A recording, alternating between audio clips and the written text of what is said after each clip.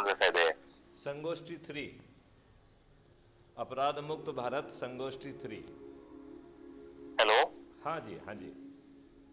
है क्या उसमें आपके, आप भी एडमिन हो उसमें? हाँ, मैं ही एडमिन हूँ। तो उस ग्रुप के अंदर ऐसा लिखा हुआ, काफी लोग पोस्ट डाल रहे हैं कि इस ग्रुप के अंदर जातिवाद और धार्मिक किसी तरह की वार्तालाप हमें नहीं करनी है। जातिवाद और धर्म के ऊपर उठना चाहिए हमको। जातिवाद और नहीं, धर्म उठना में चाहिए, लेकिन धर्म की बात क्यों होना मतलब चाहिए? धर्म की बात किसी भी तरह की नहीं करनी चाहिए, ये मेरे को समझ में नहीं आ रहा है। हाँ, नहीं करना अपने चाहिए। हिंदू धर्म है, नहीं करना चाहिए। धर्म की और जाति से ऊपर की व्यवस्था देना चाहिए।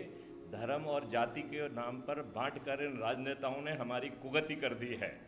अब सभी धर्म और जाति के लोग एक साथ अच्छे ढंग से रहें। जो आर्टिकल 25 का उल्लंघन करे वो 15 साल के लिए जेल में सड़े। इन दुष्ट राजनेताओं के बातों में नहीं आना है। ये हमारे राजनेता शुद्ध दुष्ट हैं।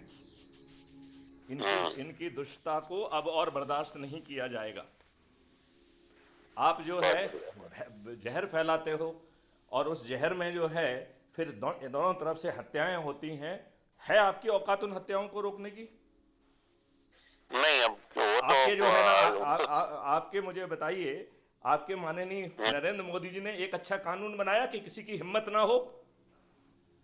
सब राजनेता घटिया वो हैं। भारत नहीं, राजनीति घटिया है। भारतीय जनता पार्टी भी घटिया है, शुद्ध घटिया है।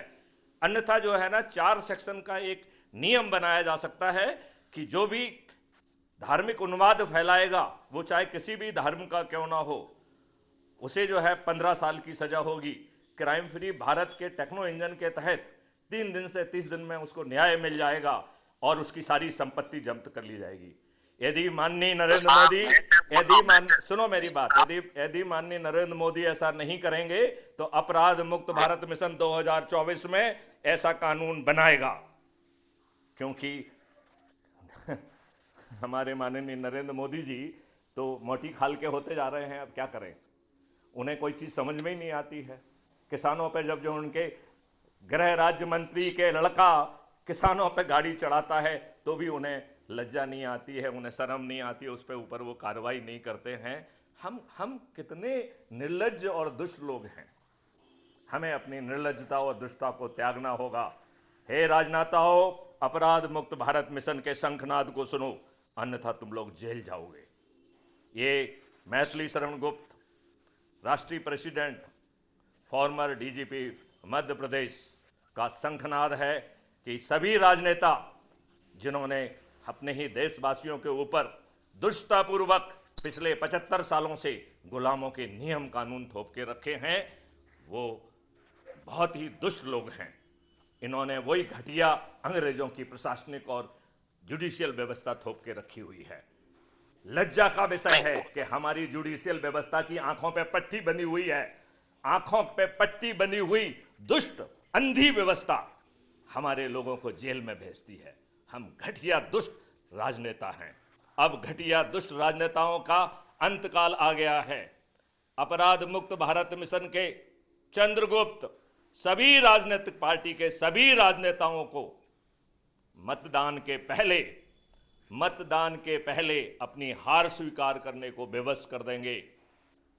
मैं सभी राजनीतिक पार्टियों के सभी राजनेताओं को इस शंखनाद से अवगत कराता हूं। यह अब बहुत दूर नहीं है। मैं इस देश की जनता को बताना चाहता हूं कि अब आपके जो है संकट के दिन कट रहे हैं।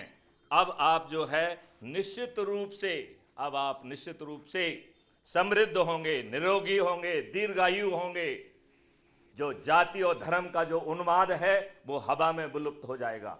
जिस व्यक्ति को जहां पर भी मोक्ष मिल रहा है वहां से वो मोक्ष पाने के लिए स्वतंत्र है। ये दुष्टतापूर्वक उन्माद फैलाकर खुद दड़बे में घुसकर दूसरों के गले काटने वाले और कटवाने वाले अब जेल के अंदर जाएंगे।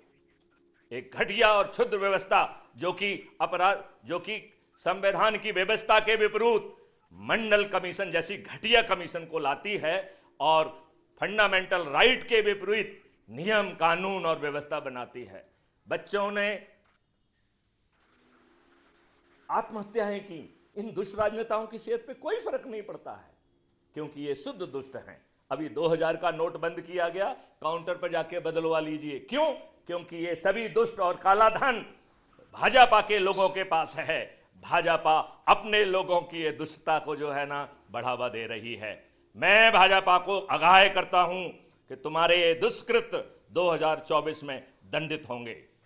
हे दुष्ट राजनेताओं, अब तुम्हारा अंत निकट है। अपराध मुक्त भारत के मिशन के शंखनाद को सुनो, अन्यथा जेल जाने के लिए तैयार हो जाओ। जय हिंद, जय भारत, वंदे मातरम। हेलो।